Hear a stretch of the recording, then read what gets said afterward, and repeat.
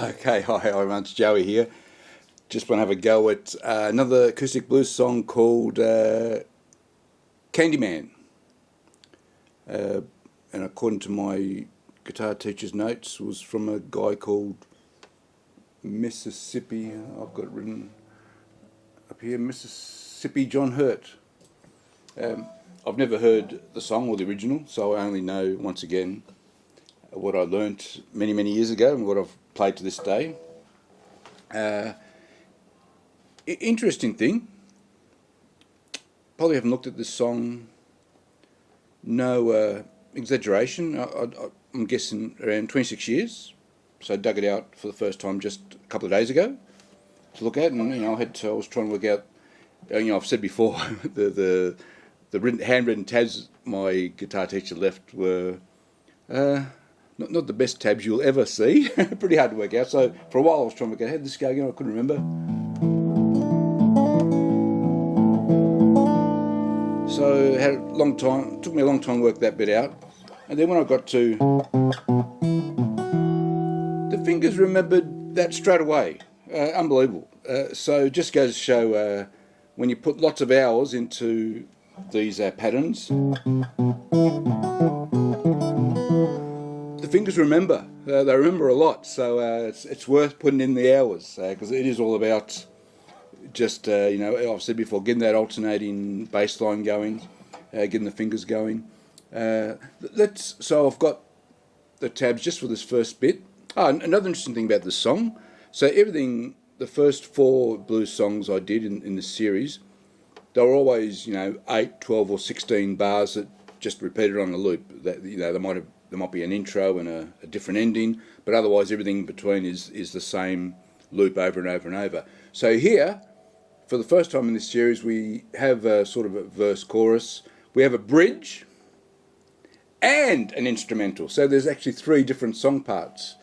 So you go verse, verse, bridge, verse, verse, bridge, or chorus. My guitar teacher called it a chorus. You could call it a bridge. It's different to the verse anyway, whatever you want to call it.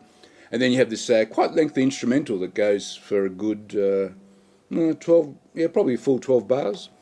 And that sounds quite different to the rest of the song as well. It's not just it's not just a variation of any other bit we do.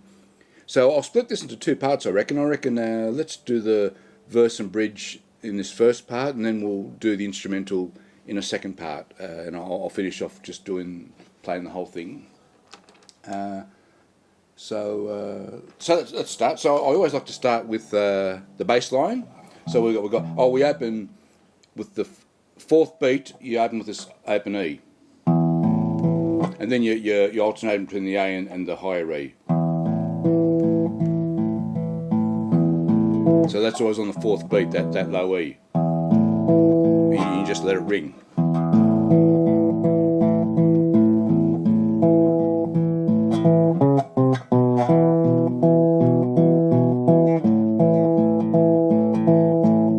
So that goes for 8 bars, and you repeat.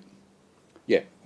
So we got open with that low E. You're playing part of the A chord there, and then on the offbeat,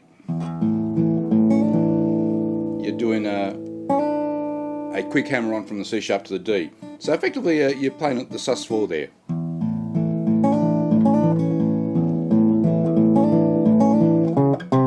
They're all on beat, C sharp to C to the B, and then that becomes the first bass note of the E chord you're about to play.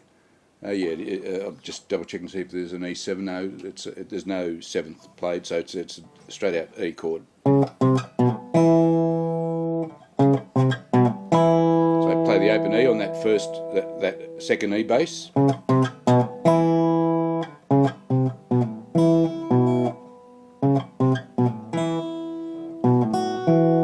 Then you throw in that F sharp on the offbeat.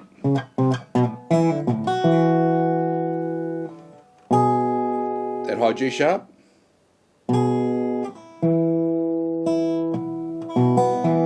And then the rest are offbeats. High E offbeat, high B offbeat.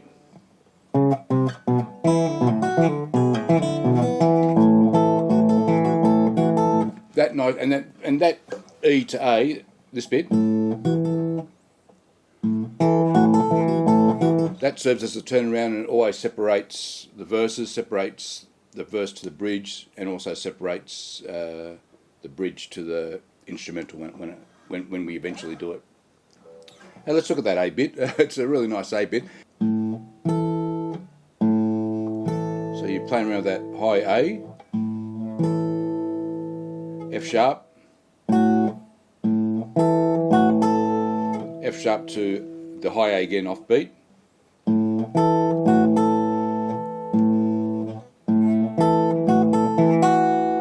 F sharp offbeat,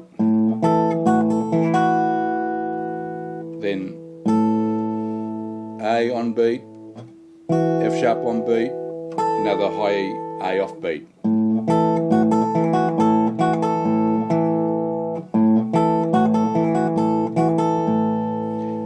And at this point you want to do that low A again to do the next verse.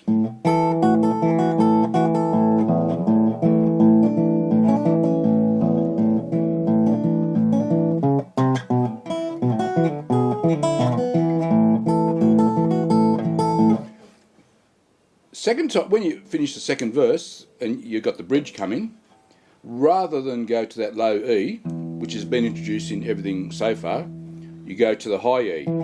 And believe you me, it's tricky to remember because you get into a groove and you keep wanting to look for that low E, but you got to go to the high E. So let's pretend we're just finishing the second verse. So there you go, the high E. And then you've got this little riff. So I'll put up the tab for that right now. A little riff to what I call the bridge.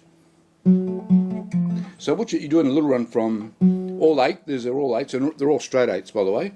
F sharp A, always repeating that A note. F A, F sharp A, F A, E A, C sharp, low A, back to the C sharp, end on that one.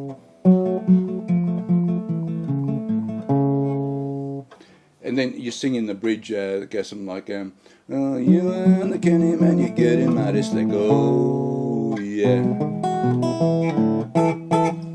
Yeah, something like that.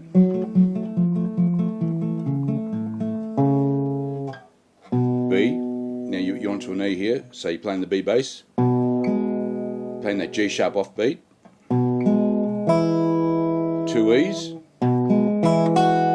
throwing in that F sharp offbeat, and that high B offbeat,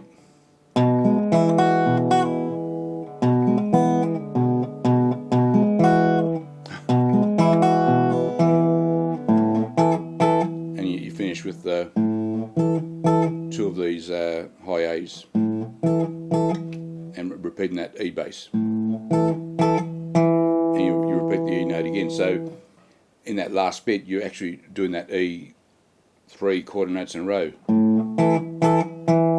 and then you repeat the bridge again.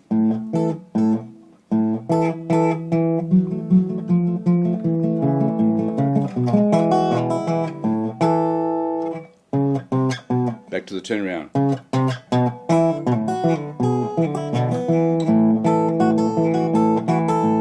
And back to the low E to do the whole thing.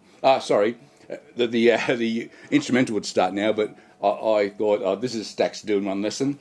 Let's finish with just me playing 2 verses and the bridge, and we'll finish on that turnaround.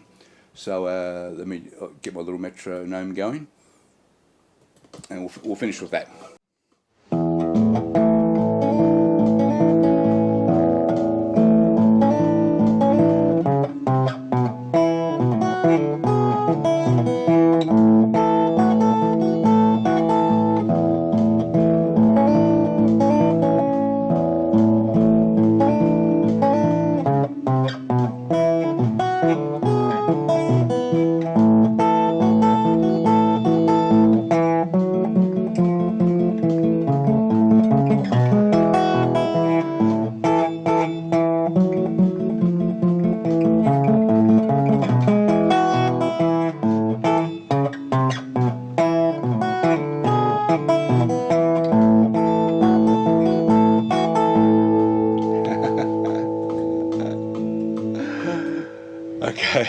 Thanks for watching. I hope you enjoyed that. So watch out for part 2 where we do the instrumental and we'll play the whole thing all the way through.